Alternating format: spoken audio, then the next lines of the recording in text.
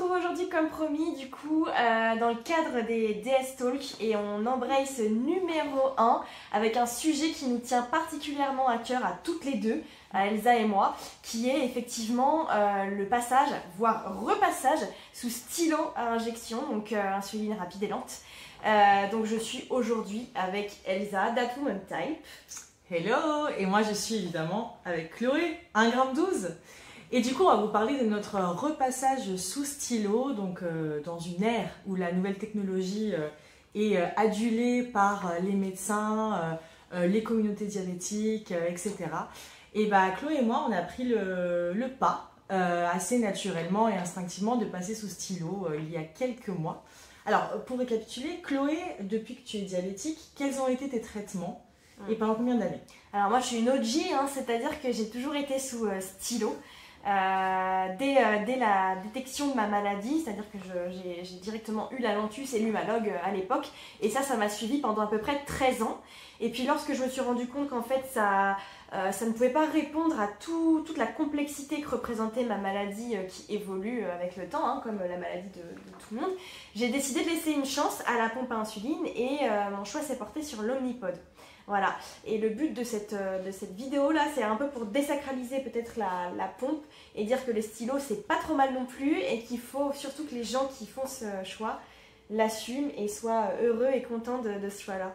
Et toi du coup Elsa, est-ce que tu peux nous faire un petit récap de ton histoire avec le traitement qui t'est traité sous pompe, sous stylo? Raconte-nous tout. Oui, alors moi j'ai commencé mon diabète sous stylo, ouais. Donc 8 ans de Lantus et Novorapide. Et puis ensuite, je suis passée sous pompe, donc l'Omnipod pendant 5 ans. J'ai quand même eu cette pompe pendant 5 ans. Tu nous as pas dit, mais toi, la pompe, l'Omnipod, tu l'as gardée combien de temps environ? Ah, effectivement, donc je l'ai gardée 1 an, à peu près, grosso modo. Voilà. Et après, je suis passée sous stylo. Mais 1 an. Exactement. Ouais. Moi, pour le coup, ça a été 5 ans d'Omnipod. J'ai été très heureuse avec. Et je suis passée sous pompe parce qu'à l'époque, je me préparais pour un tour du monde. Et donc, pour des raisons logistiques et de bien-être avec ma maladie, je suis passée sous pompe. Et après mon tour du monde, je suis restée avec l'Omnipod parce que j'étais très heureuse. Et voilà, maintenant 3 mois que je suis repassée sous stylo. Voilà. Et du coup, est-ce que tu peux nous dire pourquoi tu es repassée sous stylo? Alors, pourquoi? Ça s'est fait de manière tout à fait naturelle et instinctive. Je suis repassée sous stylo pendant mes vacances. En septembre, je suis partie en République Dominicaine pendant 2 semaines. Et j'ai été en maillot de bain H24. Littéralement H24, et dans l'eau aussi.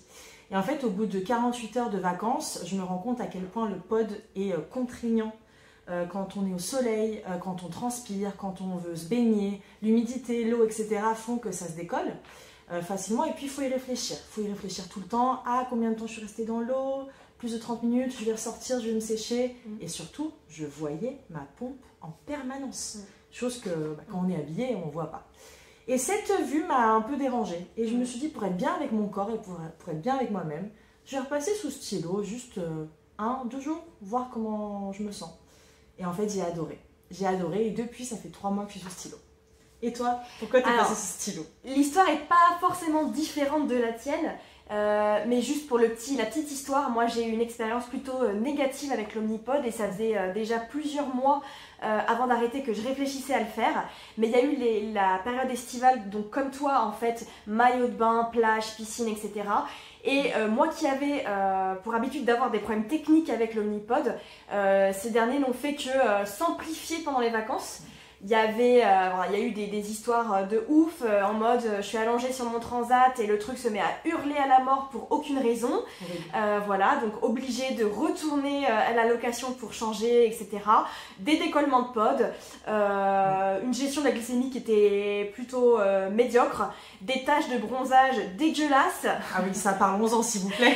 Et du coup, je me suis dit que c'était le moment opportun pour revenir au stylo, que c'était maintenant ou jamais. Et finalement, à mon retour de vacances fin août, j'ai pas jugé nécessaire de reswitcher en fait sur la pompe. Donc je suis restée au stylo. Parce que du coup, c'est quoi les avantages d'être sous stylo pour toi? Il y a plein de gens de la communauté qui nous ont déjà posé des questions. Quels sont les avantages d'être sous stylo alors qu'aujourd'hui, avec les pompes, apparemment, on peut avoir une meilleure gestion de son diabète? Ouais, alors les avantages, un mot qui me vient en tête tout de suite, instinctivement, liberté. Liberté parce que ne pas se sentir esclave, ne pas se sentir contrôlé par un dispositif qui est en permanence collé sur la peau. Je sais que tout le monde n'est pas de cet avis-là, mais moi, le fait d'être sous stylo et d'avoir ma peau à nu et de ne pas avoir de traces visibles de ma maladie m'a libérée complètement d'une charge mentale qui s'était alourdie lorsque je suis passée sous pompe. Voilà. Et toi, du coup, des avantages en quelques mots? Moi, les avantages, ça a été vraiment ça, c'est-à-dire me réapproprier mon corps.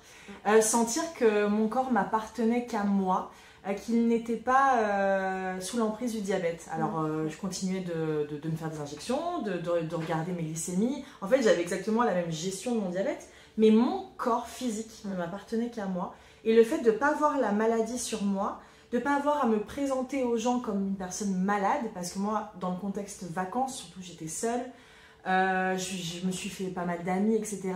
Et c'était la première fois depuis des années que je n'avais pas à expliquer que j'étais diabétique.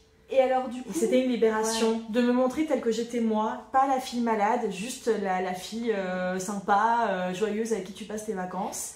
Et donc, cette réappropriation de mon corps s'est faite non seulement au point de vue social, mais aussi personnel, c'est-à-dire que je me sentais mieux dans ma peau. Quand je m'habille, je me sens mieux parce que j'ai pas à réfléchir où est ma pompe, j'ai pas à réfléchir à voilà, comment je vais m'habiller dans les 3 prochains jours par rapport à où est ma pompe, et surtout pour le sport. Moi, je trouve que c'est incroyable de faire du sport sans avoir à se soucier de sa pompe et le sommeil. Est-ce que tu peux nous raconter comment s'est déroulé du coup ton passage sous stylo? Et oui, le passage sous stylo. Alors, ça a été beaucoup d'hypoglycémie. Beaucoup d'hypoglycémie sur la première semaine. Voilà, je pense que c'est quelque chose à quoi on peut s'attendre. En fait, ça dépend à combien tu doses ta Lantus. Hein. Ta Lantus ou ta Tresiba. Voilà. J'ai mis beaucoup de temps à trouver ma dose de lente. Encore aujourd'hui, elle a changé parce que mon diabète ne cesse d'évoluer.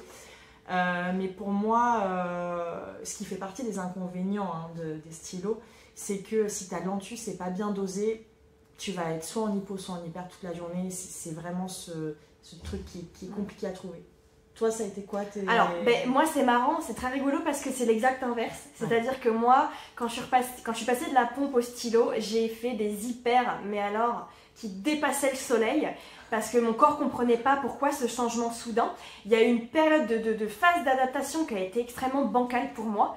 Même si je connaissais a priori mes ratios de lente et que je suis revenue à ceux d'avant, le corps a été un peu choqué par cette décision que j'ai prise un peu à son insu.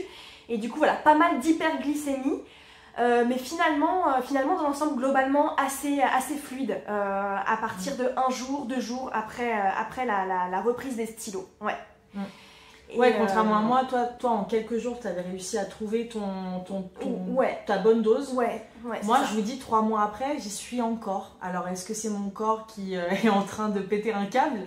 Mais je pense que tout est la clé, c'est dans la Lantus. Donc, si vous arrivez à la trouver rapidement, au final, la gestion de votre diabète reste exactement le même que quand vous êtes sous pompe. Et moi, du coup, je rebondis sur ce que tu disais, sur la réappropriation du corps, sur ce sentiment de liberté et d'émancipation par rapport à cette maladie qui nous ramène un peu tout le temps au sol.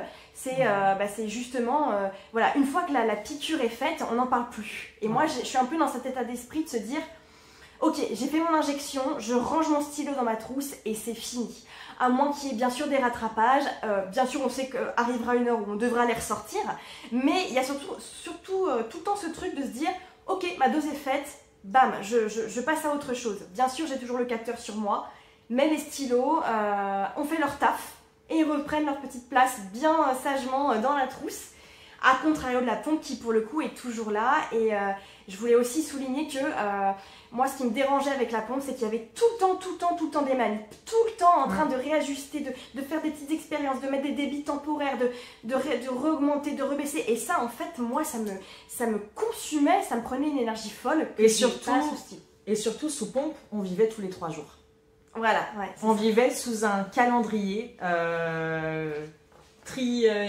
tri-hebdomadaire, tri-journalier. Il y avait des échéances tout le temps. Il y avait des échéances tous les 3 jours et ça n'existe plus sous le stylo. Et du coup, est-ce que tu serais prête à repasser sous pompe? Pour l'instant, non. Ok, tu peux développer? Alors pour l'instant non, parce que je me sens extrêmement bien sous stylo, je me suis retrouvée, donc ça pour moi c'est primordial. Ma gestion de la maladie se passe quand même plutôt bien, franchement j'ai des bons résultats même sous stylo. Et repasser sous pompe non, parce que pour l'instant j'ai un blocage par rapport à mon physique, ma féminité, même ma sexualité. Je ne me vois pas remettre la maladie sur le devant de la scène. Voilà, c'est pourquoi je reste sous stylo. Mais je me laisse évidemment le choix, la liberté de changer d'avis quand je le voudrais. Et toi? Eh ben écoute, moi je suis exactement sur le même trend que toi. Je vis une époque un peu charnière de ma vie aussi, dans le sens où voilà, j'ai vécu une rupture.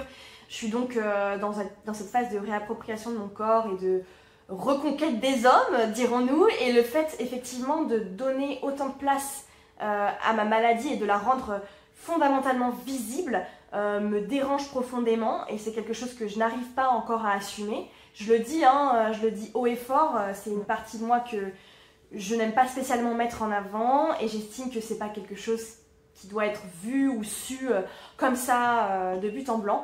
Donc repasser à la pompe dans un avenir court à moyen terme, oui. Surtout si c'est une boucle fermée puisque je crois profondément en son efficacité. En revanche, je me sens bien sous stylo actuellement et alors bien sûr qu'il y a des inconvénients mais pour l'instant c'est pas quelque chose que j'envisage. Parfait.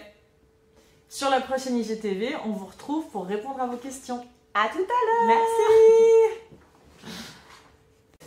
Et on répond maintenant à vos questions sur notre passage sous stylo. On va démarrer par la question de Twins Mom T1D, c'est Lady Gaps. C'est la maman d'un petit garçon de 5 ans diabétique qui s'appelle Aidan. Et en fait, elle nous pose des questions parce qu'elle se demande son petit quand il sera grand et qui est actuellement sous pompe, qu'est-ce que ça va lui faire quand il passera sous stylo, si jamais il le décide, bien évidemment. Sa première question, Chloé, c'est l'impact sur le psychologique à devoir se piquer autant de fois par jour. Aucun pour moi, puisque c'est quelque chose qui est profondément ancré dans ma routine en tant que diabétique de type 1. J'ai toujours connu ça, donc pour moi, me piquer 1 fois ou 10 fois par jour revient à la même chose. Et c'est pour moi moins traumatisant que d'avoir une pompe en permanence sur mon corps. Je sais que certains pourront ne pas être d'accord, mais pour moi, franchement, voilà, l'aiguille fait 4 mm, en 2 secondes c'est fait, c'est injecté. Je ne souffre pas de cette contrainte. Très bien, la deuxième question, c'est sur les zones d'injection. Est-ce qu'il y a des zones qui font que tu fais plus d'hypo que d'autres? Alors, moi, il faut savoir que je ne me pique que dans le ventre. C'est une particularité que j'ai, c'est que les autres zones me font peur. C'est pas quelque chose dont j'ai l'habitude, donc je me pique vraiment sur toute la région abdominale, que ce soit très bas, très haut, milieu, vers l'aine, enfin vers les côtés et tout. Je varie beaucoup, donc j'ai jamais de problème de boule, etc. Maintenant, je sais qu'il peut arriver que voilà, si les gens qui se piquent dans la cuisse notamment, s'ils tapent dans le muscle, l'assimilation de l'insuline se fait beaucoup plus rapidement et les risques d'hypo sont beaucoup plus grands. Mais j'ai pas d'accident de ce type-là personnellement à déplorer. Voilà, c'est vraiment dans le ventre, j'ai jamais eu trop de soucis, mis à part taper dans une veine hyper grosse et hyper sensible et avoir un bleu énorme autour, quoi. Et des douleurs au niveau de l'injection, mais c'est rare, c'est pas une généralité. Et du coup, j'embraye sur la troisième question que nous pose donc Letty. Comment tu fais pour gérer en fait tes hyper et du coup tes hypos pendant que tu es malade, quand ton corps est malade et juste après et avant, qu'est-ce que tu peux nous en dire? Eh ben, je peux vous dire ce que j'ai vécu il y a 2 semaines, parce que je suis tombée bien malade il y a 2 semaines. Et en fait, après, je connais mon corps, hein, donc je sais que quand je suis malade, je vais être en hyper constamment, ce qui est assez récurrent chez les diabétiques. Et en fait, ce qui s'est passé, c'est que dès que j'ai vu que j'étais malade et que j'étais clouée au lit, j'ai augmenté ma lentus de 2 unités uniquement. Je savais que mes bolus, je les faisais un peu plus élevés. Après, je mangeais quasiment pas et je me faisais quand même des petits bolus, alors que dans la vraie vie non malade, je ne me serais même pas injectée. Donc en fait, j'ai augmenté toutes les doses d'insuline. Et puis dès que j'étais un peu mieux, tout de suite j'ai pris le coche, j'ai baissé la lentus tout de suite parce que sinon je sais que tu fais des grosses hypos. Et j'ai essayé de manger avec des féculents pour éviter les hypos. Donc en fait, tu adaptes tout simplement. La clé c'est de se connaître. Et bien sûr, l'inconvénient des stylos, c'est que quand tu fais une hypo, tu ne peux pas l'éviter. tu vis avec. Et puis quand tu fais des hyper, bah, il faut juste faire plus d'injections. Donc c'est vrai que tu n'as pas la facilité du débit basal temporaire, mais tu peux le faire à ta sauce en augmentant ta lentus et en baissant ta lentus. Voilà, Trop cool. Le tout est de se connaître. Ouais. Du coup, ensuite, on a notre petite Nina de Diabétopole qui voudrait savoir quel est ce petit truc en plus qu'apporte la pompe qui te manque aujourd'hui. Écoute, j'en ai deux. J'en ai deux. Un truc qui me manque énormément, c'est que quand j'étais sous pompe, j'avais des débits basaux, des débits temporaires, des débits basaux temporaires, des débits basaux tout court, qui étaient adaptés à mes vrais besoins insuliniques au cours de la journée, parce que je suis quelqu'un qui a besoin de beaucoup d'insuline le matin, la journée pas trop, et le soir, je suis quelqu'un que je peux quasiment vivre sans insuline la nuit. Et ce qui me manque, c'est mon petit basal de nuit qui était super bas et qui faisait que je ne faisais pas d'hypo. Alors qu'aujourd'hui, je fais des hypos toutes les nuits et c'est un truc que j'ai beaucoup de mal à régler. Donc voilà, on va ajuster la lentus petit à petit, puis on va trouver sa dose. Et le deuxième truc qui me manque quand même, il faut le dire, c'est que quand j'avais ma pompe et que je l'acceptais et que je l'aimais et que j'adorais la montrer, et j'aimais bien habiller ma petite pompe, mettre des coques du jardin d'Aubépine qui allaient avec mes fringues. C'était mon kiff. Des petits stickers, des petites coques, où je me sentais féminine avec ma pompe. Ça manque un peu des fois. Voilà, et puis on a d'autres questions de notre Nina internationale. Chloé, celle-ci, elle est pour toi. Ouais. Est-ce que tu trouves qu'il y a des solutions tech, high-tech, pour ceux et celles qui utilisent des stylos, et en as-tu eu déjà l'usage? Alors, je crois savoir, je ne suis pas experte en la matière, beaucoup moins que toi Nina d'ailleurs, mais bien évidemment il y a des choses qui se mettent en place et qui pop-up un peu, notamment ces dispositifs de stylo connectés tels que le Malia. J'ai l'honneur d'avoir reçu de leur part justement le fameux dispositif pour tester. Le problème c'est que ce dispositif-là, il est disponible pour l'instant que pour certains types de stylos. Donc en l'occurrence, Humalog et Lantus, pas de souci. Le souci, c'est que moi, je suis sous FIASP et Tresiba et qu'en fait, le dispositif actuellement n'est pas adapté pour cette typologie en fait de stylo. Donc tu peux pas le tester? Donc j'ai testé avec l'Humalog parce que bon, de temps en temps, voilà, j'en ai encore en stock et que je l'ai ressorti pour l'occasion. Et je trouve que c'est complètement pertinent et judicieux d'avoir réfléchi à un système tel quel, puisque nous, ce qui nous manque quand on est sous stylo, c'est l'historique. Avoir de la visibilité sur ce qu'on a fait, à quelle heure, à quel moment, à quel pourcentage, voilà. Tout ce que la pompe peut nous permettre de comprendre, d'analyser, etc. C'est vraiment ce petit compte-rendu, ce petit état des lieux dans ta journée au quotidien qui est pertinent et super avantageux avec la pompe que les stylos ne peuvent pas offrir. Mais grâce à Malia et à d'autres dispositifs en fait, qui vont, je pense, voir le jour prochainement, ça nous aide vachement. Parce que c'est relié à une application et du coup voilà, on a toutes les infos dont on a besoin au quotidien pour pouvoir gérer, ajuster, comprendre, voilà. Donc, moi j'adorerais avoir des stylos connectés. Surtout pour, tu sais, quand tu t'es injecté sans t'en rendre compte et qu'une demi-heure après tu te dis est-ce que je l'ai fait mon injection ou pas? Et à quelle dose? Et puis au final, j'ai fait? J'ai mis 6 ou j'ai mis 7 unités? Voilà. C'est ce moment terrible. Donc ouais. Du coup, ensuite on a Caroline67 qui demande, Elsa, donc pourquoi tous les docteurs et les nutritionnistes prônent autant la pompe? Écoute, parce que je pense que ça reste quand même un dispositif qui permet de améliorer le diabète des gens en règle générale. Hein. C'est clair que quand tu as quand même une diffusion de l'insuline rapide qui est faite petit à petit dans la journée, déjà ça imite le vrai fonctionnement de ton pancréas, donc ton corps fonctionne d'une manière la plus efficiente possible, et puis surtout tu peux faire des débits basaux qui sont en accord avec tes besoins insuliniques de la journée. Donc c'est plus précis. C'est plus précis, c'est plus adapté à la façon dont ton corps fonctionne. Et ça aide énormément les gens qui ont du mal avec les aiguilles, qui ont du mal à se piquer, qui ont du mal à se réajuster au fur et à mesure de la journée parce que il est 16h, je suis à 2,50 g, mais j'ai une réunion, du coup je vais pas m'injecter, du coup je vais attendre 18h pour aller m'injecter.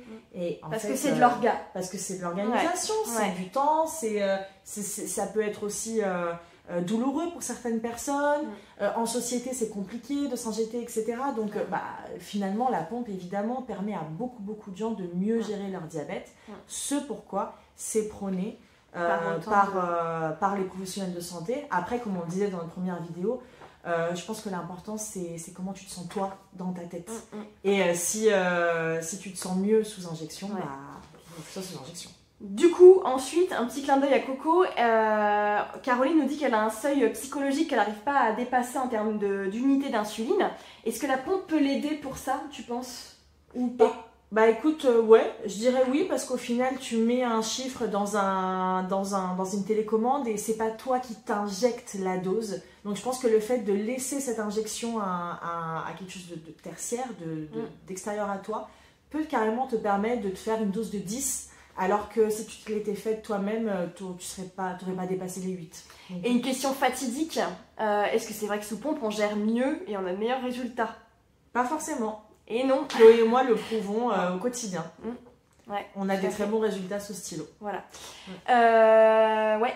Et du coup, il y a Maya l'abeille qui te pose des questions. Comment tu gères ton calcul de glucides sans la pompe? Et bien là, je vais vous choquer parce que je ne compte pas les glucides à titre personnel. J'ai plutôt un pifomètre et en général, il est plutôt aiguisé. Voilà. Donc, des années d'expérience. Voilà. Je sais que toi, tu les comptes. Moi, je ne les compte pas. Je fais confiance à la connaissance que j'ai de mon propre corps et de ce que j'ai dans mon assiette. Mais en fait, ça ne change absolument rien que tu sois sous pompe ou sous stylo. Tu comptes tes glucides de la même manière et tu fais ta dose en fonction des glucides que tu comptes, tout simplement. Et de ton ratio. Et de ton ratio, évidemment.